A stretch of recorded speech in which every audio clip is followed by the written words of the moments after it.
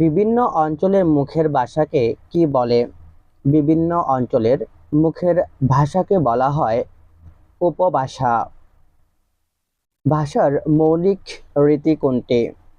ভাষার মৌলিক রীতি হল লেখা ও বলার নীতি। বাংলা ভাষার আদিরূপ কোনটি? বাংলা ভাষার আদিরূপ হল প্রাকৃত। কোনটি চলিত ভাষার শব্দ? চলিত ভাষার শব্দ হল কেউ, এটি চলিত ভাষার শব্দ। গলি শব্দটি কোন ভাষার রীতিতে ব্যবহৃত হয়েছে? গলি শব্দটি এটি ভাষার সাধু রীতিতে বা সাধু রীতি ব্যবহৃত হয়েছে। বক্তৃতা ও সংলাপের জন্য কোন ভাষা বেশি ব্যবহৃত হয়? বক্তৃতা ও সংলাপের জন্য ব্যবহৃত হয় চলিত ভাষা।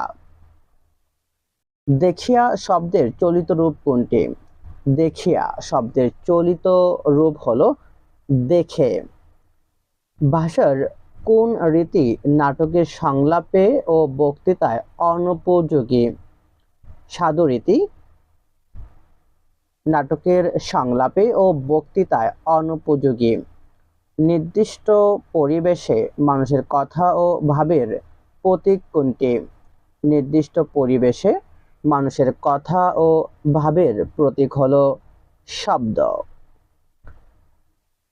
লিখিতেছিলেন শব্দটির চলিত রূপ কোনটি?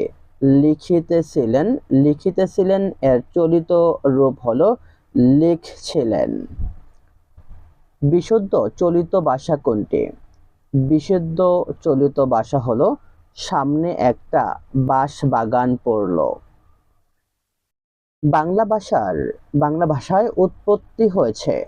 বাংলা ভাষার উৎপত্তি হয়েছে 7ম শতাব্দীতে। বাংলা মুদ্রণ যন্ত্র আবিষ্কার হয় কোন সালে?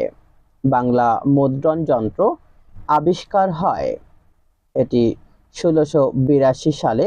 অপশনের সঠিক উত্তর নেই, মনে রাখবেন 1682 সালে প্রথম বাংলা মুদ্রণ যন্ত্রটি আবিষ্কার হয়। বাংলা ভাষার